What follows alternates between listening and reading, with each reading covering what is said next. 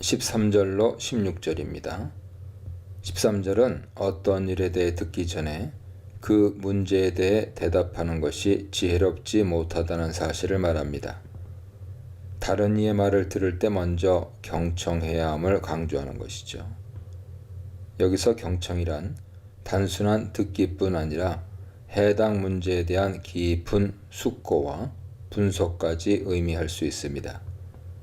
개역개정에서 대답하는 자라고 번역된 원문은 문제를 되돌린다는 뜻으로 그 문제에 대해 모종의 결론이나 해답을 내린다는 것으로 이해됩니다. 그 문제에 대해 충분히 듣고 알아보기 전에 섣불리 판단하지 말라는 의미로 볼 수 있습니다. 이렇게 하지 않을 때는 수치와 욕을 당하게 됩니다.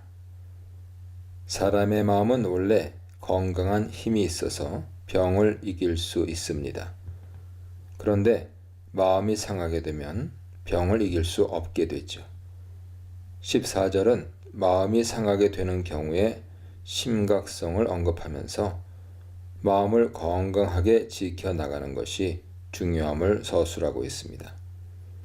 15절은 지식을 구하는 것이 중요하다는 점을 강조합니다. 명철한 자와 지혜로운 자는 늘 지식을 찾고 구합니다. 여기서 지식이란 단어의 의미는 잠언 전체 맥락에서 해석되어야 합니다. 단순한 지적인 학습 이상의 의미가 있는 것입니다. 지식이란 사실상 지혜, 명철과 같은 범주에 들어가는 지혜 어휘군에 속하는 단어입니다.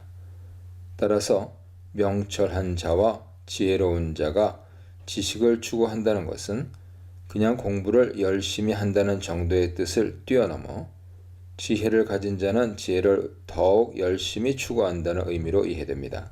하나님을 경외하는 지혜를 배운 자는 하나님을 더 경외하기에 힘쓰지만 이런 지혜를 갖지 못한 자는 지혜의 중요성을 알지 못하여 지혜를 더욱 무시하는 태도를 보입니다. 선물을 주면 기회가 열려서 존귀한 자 앞으로 가게 된다는 의미인데 선물을 통해서 자기가 원하는 바를 이루라는 뜻으로까지 해석하기는 어렵습니다.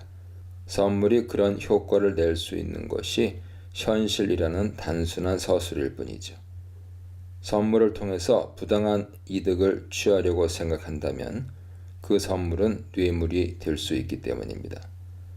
바로 앞구절인 15절과 연결해서 생각해보면 지혜롭고 명철한 자는 선물을 지혜롭게 다루어서 뇌물이 되지 않도록 할 것이 분명합니다. 17절로 19절입니다. 공동체 안에서의 관계 문제를 다루는데요. 17절은 재판을 할 때 한 사람의 말만 듣고 모든 것을 판단할 수는 없음을 지적합니다. 다른 사람이 와서 다른 의견이나 진술을 제시할 수도 있기 때문이죠. 18절은 여러 사람의 의견을 모두 듣고 나서도 판결을 내릴 수가 없을 때는 제비 뽑는 방법을 사용하는 것이 좋다는 점을 보여줍니다.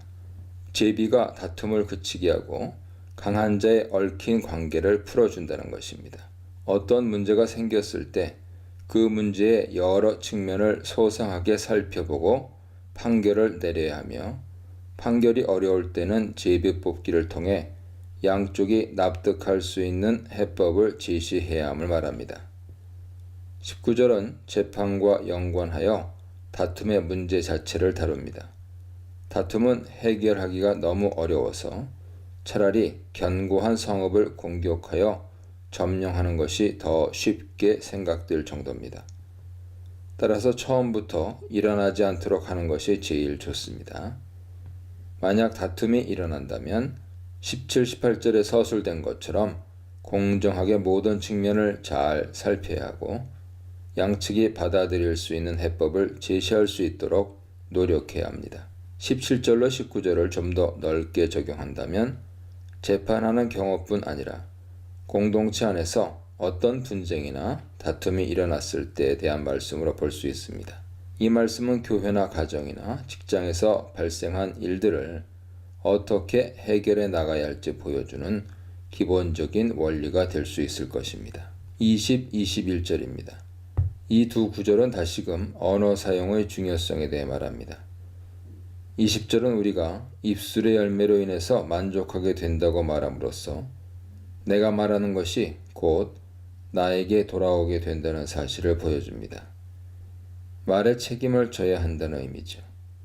21절 역시 유사한 메시지를 전달합니다. 죽고 사는 것이 혀에 달려 있어서 혀를 쓰면 혀의 열매를 맺습니다. 무엇인가 말하면 그것이 내게 돌아온다는 것으로 말할 때 주의해서 지혜롭게 말해야 하며 그 말의 책임을 스스로 져야 함을 강조하고 있습니다. 22절로 24절입니다. 18장의 마지막 세 구절은 공동체 생활의 여러 가지 단면을 묘사합니다. 22절은 가정에 대해 언급하는데 아내를 얻은 자가 하나님으로부터 은총을 얻은 자임을 말합니다. 고대의 여러 역본들은 좋은 아내를 얻은 자로 번역하는데 마소라 사본은 그냥 아내를 얻은 자로 봅니다. 아내라는 존재는 여호와 하나님께서 허락하셔야 얻을 수 있다는 말로서 아내를 대할 때 여호와 하나님을 기억해야 한다는 적용점을 보여주고 있습니다. 아내를 귀중하게 여기고 그 아내를 주신 하나님께 감사해야 하며 이런 적용점은 아내가 남편을 생각할 때도 동일합니다. 23절은 가난한 자와 부한 자의 대화를 보여주는데 가난한 자가 간절한 말로 구하지만 부자는 거친 말로 대답한다는 현실을 묘사합니다. 이것은 부자의 태도를 변호하는 의미가 아닙니다. 24절은 해를 당할 때 친구가 도움이 되지 않을 수도 있음을 말하면서 친구나 형제보다 더 가깝게 나를 사랑해주는 이가 있을 수 있다는 점을 드러냅니다. 주변에 사람이 많은 것보다 나를 사랑해 줄 수 있는 몇몇 사람을 가지는 것이 훨씬 더 중요하다는 점을 보여줍니다. 22절에 나오는 아내가 바로 그런 존재일 것이며 그렇게 나를 사랑해주는 사람은 23절에 나오는 부자와 같이 거칠게 대답하지 않고 오히려 도움을 주려고 노력하는 사람일 것입니다.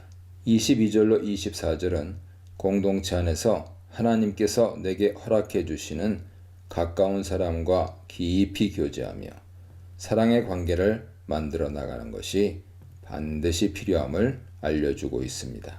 경청의 지혜, 관계의 지혜, 말의 지혜에 대해 묵상해 보시기 바랍니다.